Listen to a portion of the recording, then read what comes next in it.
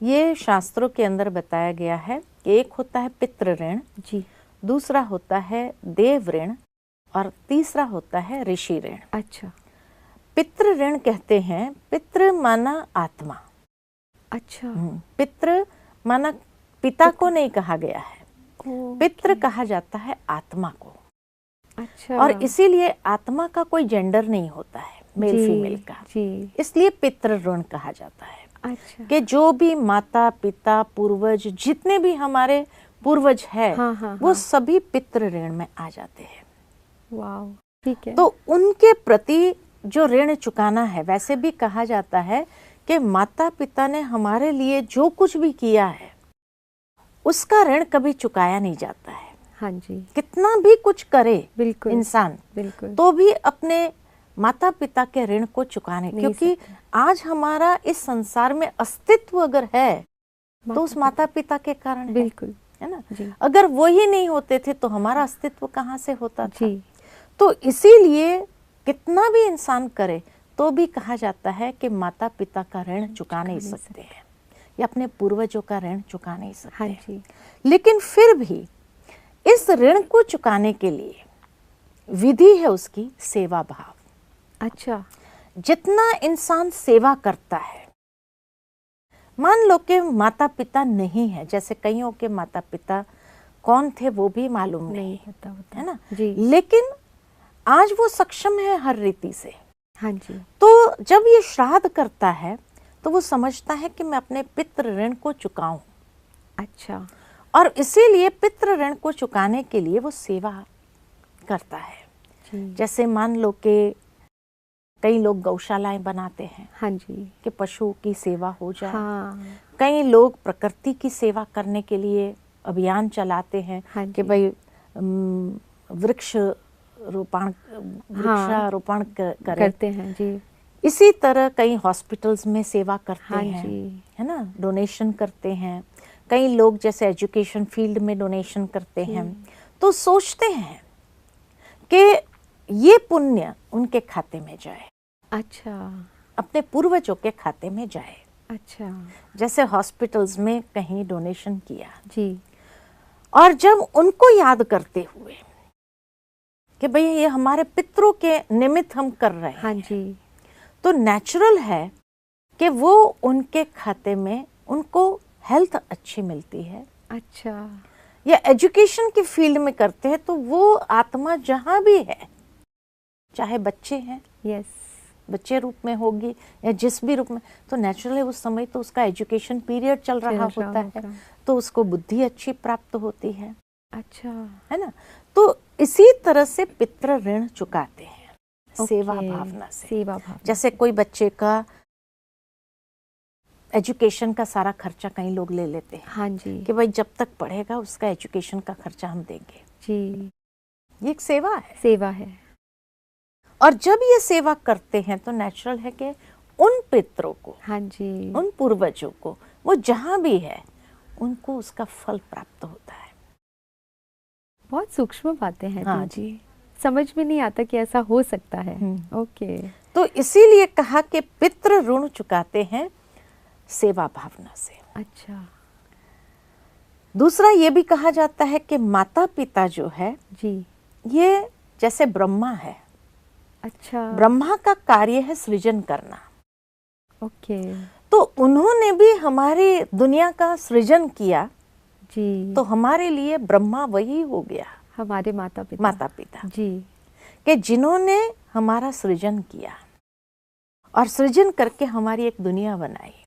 वाह, तो हमारे लिए तो ब्रह्मा वही है। बिल्कुल, तो जैसे पितृ ऋण जब चुकाते हैं तो जैसे हम ब्रह्मा के प्रति भी जी, अपने जो कृतज्ञता है जी, उसको व्यक्त करते हैं, अच्छा, है ना। ओके, इसका ये मीनिंग है, दूसरा जो है देव ऋण, हाँ जी, तो देव कहा जाता है कि भाई हर इंसान के कुल देवी या कुल देवता होता है है ना। हाँ जी, और इसीलिए कुल देवी या कुल देवता जो होते हैं उसकी विशेष पूजा करते हैं, जी, ताकि वो कुल देवी या कुल देवता भी सदा प्रसन्न रहे। अच्छा, उनके भी आशीर्वाद हमको मिलते रहे। अच्छा, और सभी कुल देवी या देवताओं के आराध्य विष्णु जी को माना गया है। अच्छा, तो देव ऋण चुकाना दान से होता है। अच्छा, जिस तरह पितृ ऋण चुकाते हैं सेवा भाव से, जी, ऐसे देव ऋण चुकाना होता है दान करके। अच्छा, तो जब दान करते हैं तो नेचुरल है वो देवताएं हमारे ऊपर, या कुल देवी कहो, कुल देवता कहो, वो भी प्रसन्न होते हैं। अच्छा, और हमारी परवरिश अच्छी करते हैं।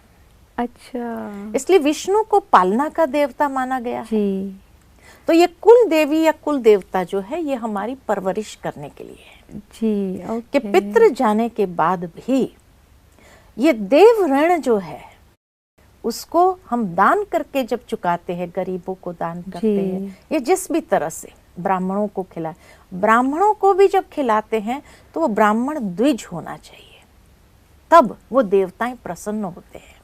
दीदी द्विज को और द्विज explain का कीजिए। मतलब है कि जैसे इस लाइफ में जी, पुनर्जन्म, अच्छा, जैसे अच्छा, कहा जाता है ना कि जब हम ब्रह्मा कुमार कुमारी बनते जी, हैं जी, तो एक नया बर्थ हमारा होता हाँ है। जी, अच्छा, उसी जन्म में आपका दूसरा बर्थ, दूसरा हाँ, बर्थ एक होता है। नया अरे वाह, बर्थ विजडम के आधार से होता है, जी, जी, आध्यात्मिक ज्ञान के माध्यम हाँ से होता है। जी, तो ऐसे ब्राह्मणों को खिलाते, क्योंकि ऐसे ब्राह्मणों को ही कहा गया है ब्राह्मण देवताय नमः, वाह, है ना। जी, तो देव ऋण को चुकाने के लिए दान करना होता है।